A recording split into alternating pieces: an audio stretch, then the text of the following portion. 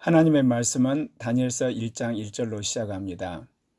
다니엘서는 성경에서 굉장히 중요합니다. 왜냐하면 다니엘서에 나오는 꿈과 환상이 요한계시록과 스가랴서와 함께 인류의 종말을 예언하고 있기 때문에 그렇습니다. 다니엘서는 앞으로 반드시 성취될 종말을 예언하고 있습니다. 그렇기 때문에 해석하는 데 있어서 과거는 물론이지만 현재와 미래를 관통하는 통시적인 역사관이 필요합니다. 그러면 다니엘서는 무엇을 이야기하고 있느냐?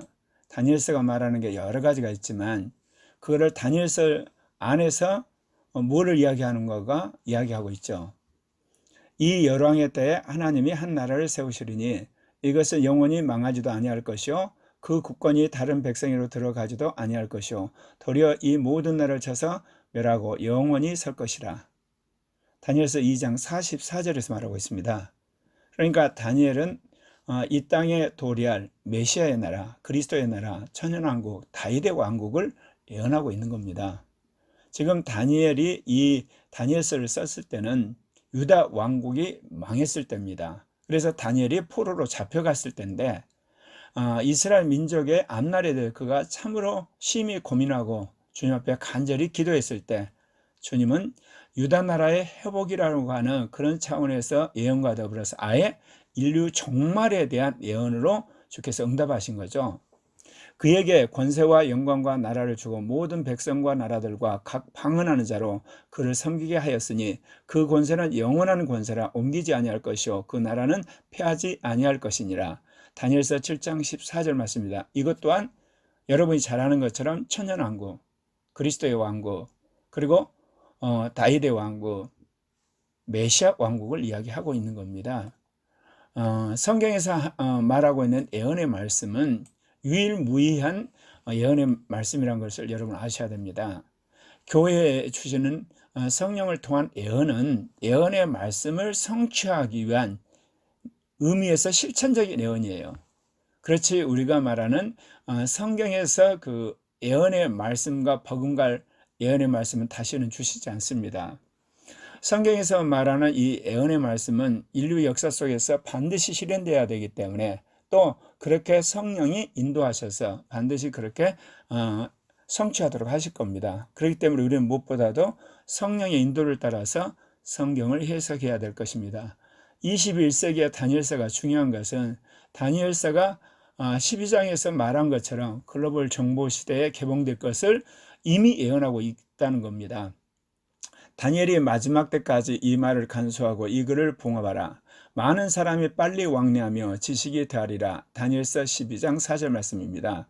그러니까 다니엘서가 쓰여지긴 했는데 이것이 정경으로 들어와서 지난 2000년 동안 기독교의 경전이 됐어요. 그런데 이 내용이 무슨 내용인지 사람들이 잘 몰랐다는 거죠. 이 성경을 어디 무슨 지하실에 감춰놨다든지 그런 건 아니에요. 사람들이 다니엘서를 봤지만 성령이 이것을 확실하게 이해할 만큼 우리에게 풀어주시지 않았다는 거죠.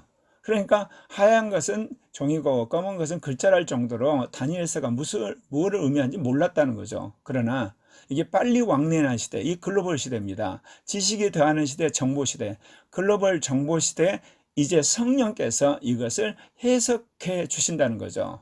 그 이야기는 그만큼 이 늦은 빛 성령의 시대가 종말에 가까이 와 있다는 거죠. 그러니까 글로벌 자본주의 시대가 바로 종말로 가는 그런 시대라는 걸 우리에게 지금 말해주고 있는 거죠. 하나님의 말씀이 봉함된 상태에서는 그 말씀이 성취될 수 없는 거죠. 그러나 21세기 글로벌 정보 시대에 다니엘서가 개봉되었다는 것은 그것이 구체적으로 해석이 되면서 무엇을 의미하는지 사람들이 이제는 깨닫게 되었다는 거죠. 이를 위해서는 우리가 종합적으로 또 세계사적으로 그리고 구속사로 종말론적으로 해석해야 되는 겁니다. 다니엘서에는 초림하신 메시아가 로마 제국을 무너뜨리는 것에서부터 시작을 해가지고요. 재림하신 메시아가 메시아 왕국을 세우는 것이 중첩되어 나타나 있어요. 이거는 오늘날 그 유대인들의 역사관하고 기독교 역사관의 어떤 차이라고 말할 수 있어요. 우리는 초림과 재림이 있지만 유대인들에게는 우리가 말하는 재림하신 메시아뿐이 없어요. 왜냐하면 그들은 예수 그리스도를 구세주로 믿지 않기 때문에 메시아가 오지 않았죠. 그러나 그들도 마지막에 돌아와서 회개하고 메시아를 받아들인데 그 메시아는 곧 심판주 메시아, 재림주 메시아가 될 것입니다. 그래서 다니엘서에 나오는 이 종말에 대한 예언의 말씀들을 이제 몇 가지로 이야기를 하면, 첫 번째, 다니엘 시대로부터 초림하기까지 금으로 된 나라, 은으로 된 나라, 동으로 된 나라, 철로 된 나라, 그리고 철과 진흙으로 된 나라의 어떤 신상이 나옵니다. 두 번째는 네 종류의 짐승이 그 환상을 통해서 보여줘요. 근데 그 나라들은 이제 바벨론과 메데 페르시아, 그리고 헬라와 로마 네 제국을 구체적으로 그 특징을 예언하고 있죠. 세 번째는 재림 직전에 등장할 네 바람과 열불과 작은 뿔을 보여주고 있습니다. 환상으로. 그 다음에 네 번째는 종말에 등장할 적 그리스도의 예표로서 열왕 가운데 등장한 작은 뿔을 보여주고 있습니다. 다섯 번째는 이스라엘이 이제 바벨론을 망했지 않습니까? 그리고 종말에 다시 회복될 것까지를 70이라고 하는 독특한 어떤 그 시간 개념으로 계시를 하고 있습니다. 그리고 여섯 번째는 적그리스도의 역사적 모형으로서 실제로 이스라엘을 핍박했던 헬라 제국의 에티파네스 4세에 대한 예언이 나옵니다. 그리고 마지막 일곱 번째는 인류 종말에 세워질 재림주가 세울 메시아 왕국에 대해서 이야기를 하는 겁니다. 이렇듯 다니엘서는 말씀드린 것처럼 요한계시록, 스가랴서와 더불어서 종말에 대한 결단코 빼서는 안 될 중요한 하나의 예언의 말씀이라고 할 수가 있습니다. 다니엘서 시작은 유다왕 여호야김의 이야기로부터 시작하고 있습니다. 그렇기 때문에 이제 이 여호야김의 역사적 배경에 대해서 조금은 우리가 알아야 되겠습니다. 여호야김은 유다 18대 왕으로서 기원전 609년에 집권해서 598년까지 그가 재임했습니다. 그의 이름 여호야김은 여호와께서 세우셨다는 그런 뜻입니다. 요시야 왕이 죽었습니다. 그러니까 백성들이 그 아들 여호야김과 여호야스 가운데 이제 왕을 세워야 되는데, 그 당시 애굽에 대해서 단호하게 반대하는 여호와스를 왕으로 세웠습니다. 이 사실을 알게 된 애굽 왕 바로 느고가 그대로 있을 수가 없죠. 즉시 예루살렘에 쳐들어와서 여호와스 왕을 사로잡아서 애굽으로 데려갑니다. 물론 그는 거기서 죽습니다. 그리고는 바로 느고가 이제 자기 자신의 말을 잘 듣는 하나의 그 꼭두각시 왕을 세우는데, 그 사람이 엘리야김입니다. 그를 유다 왕으로 세우고 이름을 바꿔버립니다. 여호야김으로 바꾸죠. 우리도 일제시대 때 일본이 한국을 완전히 문화적으로 동화시키기 위해서 언어를 바꾸고 이름까지 바꾸게 했던 적이 있지 않습니까? 근데 여기서는 이 유다 왕 엘리야김을 여호야김으로 바꾸죠. 그때가 이제 그 여호야김이 25살입니다. 그 뒤로 그가 11년 동안 통치하죠. 그래서 여호야김은 바로 느고에 의해서 꼭두각시 왕으로 세워졌고, 그러면서 애굽에 조공을 바쳐야 되면서 신하노릇을 할 수밖에 없었죠. 그런데 3년 후 바벨론이 애굽을 지배하게 되자 이제는 여호야김도 이제 에집트를 그가 섬기는 것이 아니라 바벨론을 섬기게 되는, 그래서 느부갓네살의 종이 되고 마는 겁니다.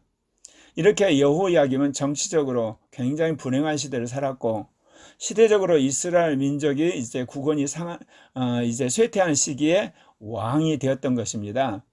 그런데 여호야김이 굉장히 강포해서 백성들을 심하게 괴롭혔고, 그리고 노동력을 착출했습니다. 그리고 굉장히 이기적이고 사치스러운 왕으로서 궁궐을 그가 짓기도 하고 거기에서 그가 거하는 아주 그 악한 왕이었죠.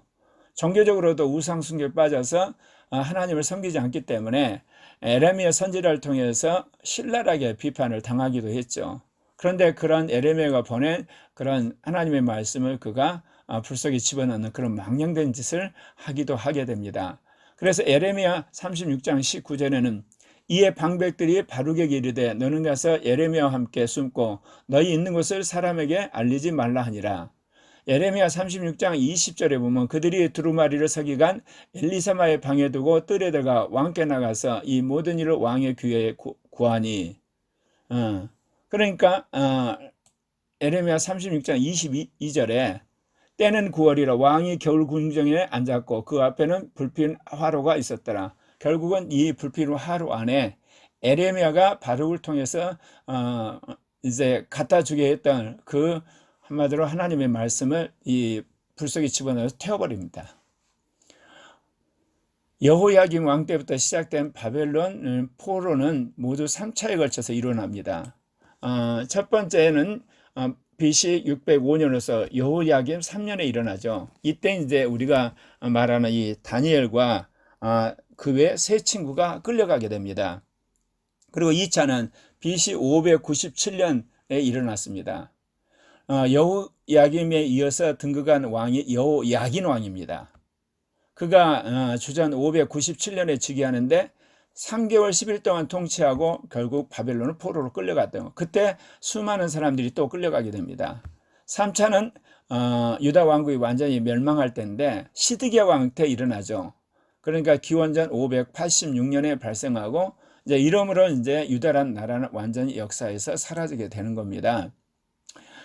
다니엘서에서 언급하고 있는 여호야김 왕 저희 3년에 말씀드린 것처럼 바벨론에 그 느부갓네살 왕이 침입을 해서 수많은 사람을 이제 그 포로로 끌려가죠. 그때가 기원전 605년입니다.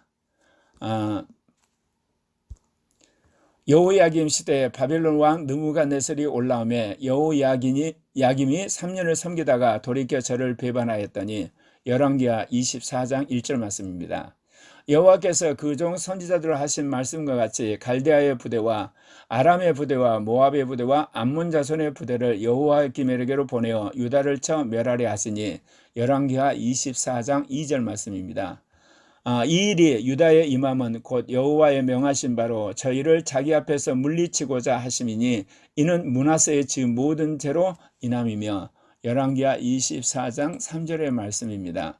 결국은 여호야김 왕 때 이스라엘이 이제 망하는 거죠. 유다 나라가 망한 거죠. 정확히 말하면 이제 그렇게 되는데, 바로 이 다니엘서가 이제 그 시작을 뭐로 하냐?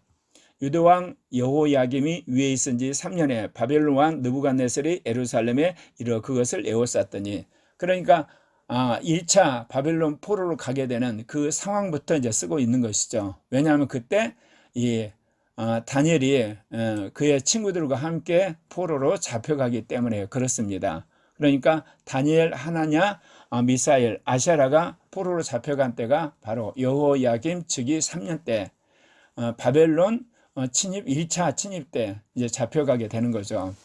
그런데 다니엘서 1장 2절에 보게 되면 주께서 유다 왕 여호야김과 하나님의 전 기구를 얼마를 그의 손에 붙이시며 그가 그것을 가지고 신할 땅 자기 신의 묘에 이르러 그 신의 보고에 두었더라.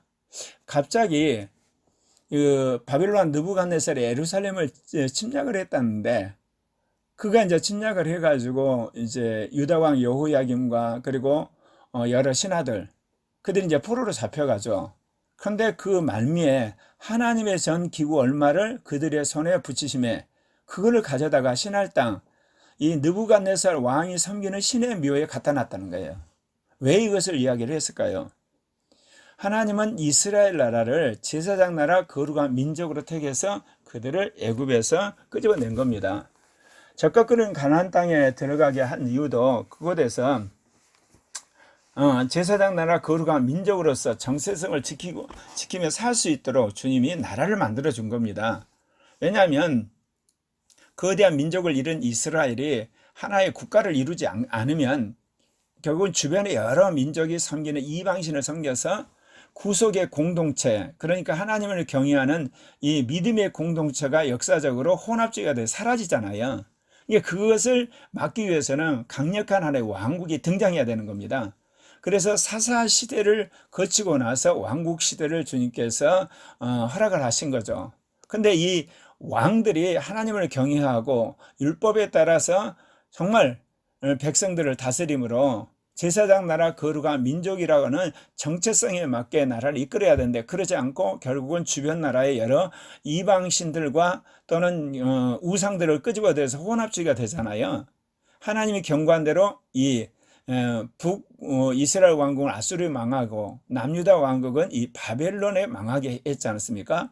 그거는 이제 예수 그리스도가 오심을 함에 있어서 이제 그동안 이루어졌던 구속의 공동체, 곧 왕국으로서 역할은 끝나고, 말씀드린 것처럼 이 바벨론, 그 뒤에 등장하는 메데와 페르시아, 그 다음에 헬라 제국, 로마 제국에서는 이 이스라엘이 종교 공동체로 남습니다.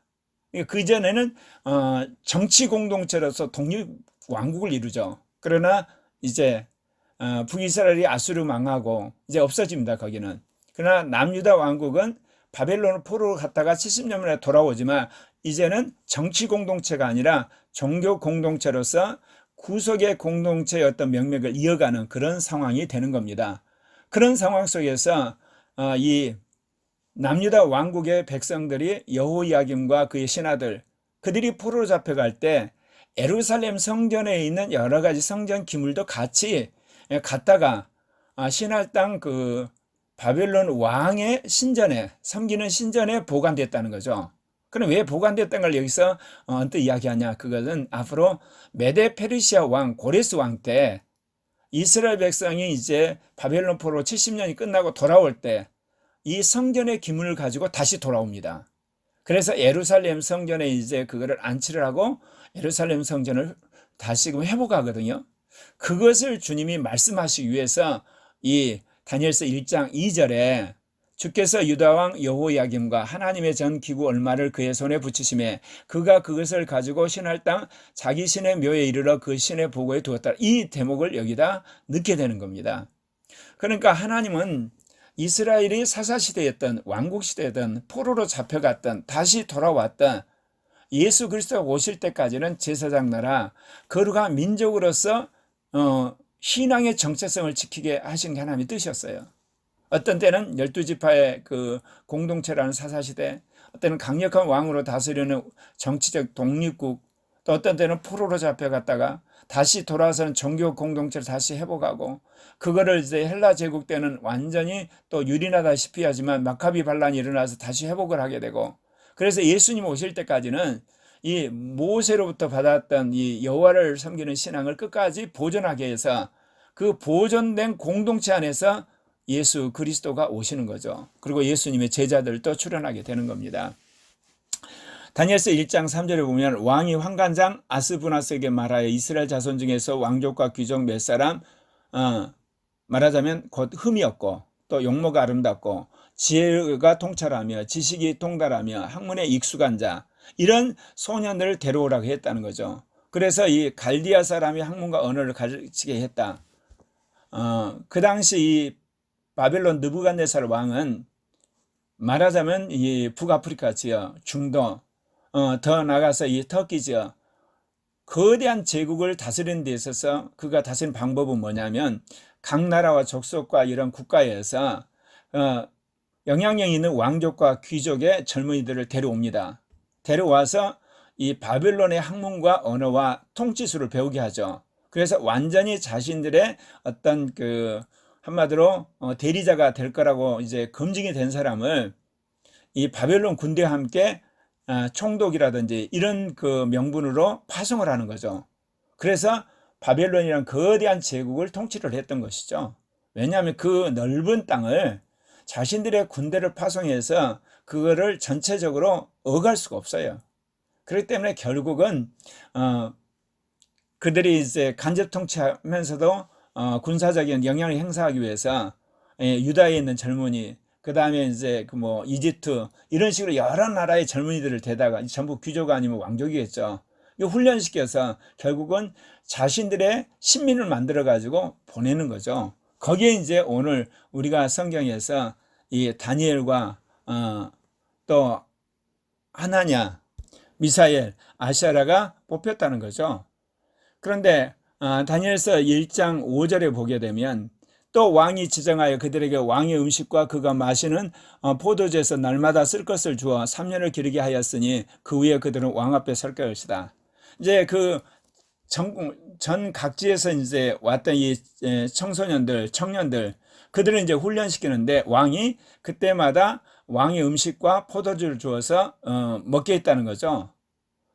그런데 오늘 다니엘서 1장 6절에 보면 그들 가운데 유다 자손 곧 다니엘과 하나와 미사엘과 아사랴가 있었나니 환관장이 그들의 이름을 고쳐 다니엘은 베드사살이라고 하나냐는 사드라가 하고 미사엘은 메삭이라 하고 아사랴는 아벳느고라 하다. 완전히 그들의 이름을 바꿔버린 거예요. 말씀드린 것처럼 일제 창시 계명처럼 이름을 바꿨죠. 그러니까 그들은 이제 바벨론의 하나의 신하가 되는 거예요. 그래서 네 사람 이야기가 나오는 것은 왜 그렇겠습니까? 이 네 사람이 비록 그들은 정치적으로 독립은 이뤘지만 그들이 바벨론에 끌려가서 바벨론에 섬기는 어떤 신이라든지 우상 숭배를 하지 않고 여호와를 지키는 신앙을 그들이 간수했다는 것을 이제 이야기를 하면서 그 중에 다니엘을 통하여서 하나님께서 이제 이스라엘의 종말에 대한 말씀을 주실 것이란 하나의 서두로서 지금 네 사람의 청년들 이야기하고 있는 거죠. 말하자면 베드사살, 사드라, 메삭, 아벳느고 이 네 사람이 어떻게 하나님 앞에 자신을 들여서 성결케 했는가는 이제 말씀 가운데 나오게 됩니다. 사랑하는 형제 자매 여러분, 주님께서 21세기 글로벌 정보시대에 한국을 세계 선교하는 문화 패권국가로 우리를 이제 쓰실 겁니다. 역사상 세계를 지배했던 나라들이 군사적 패권국가가 있고 경제적 패권국가가 있었죠. 그러나 이제는 문화적 패권국가로 한국을 만들어가지고 자연스럽게 아시아와 아프리카, 남미, 북미, 그 다음에 동굴아파, 서굴아파, 중동까지 예수 그리스도의 복음을 문화로 실어서 전하게 하는 놀라운 계획을 가지고 지금 진행하고 있는 겁니다.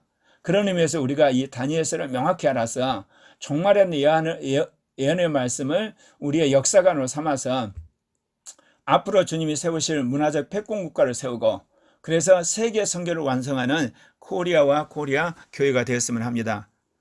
기도하십시오.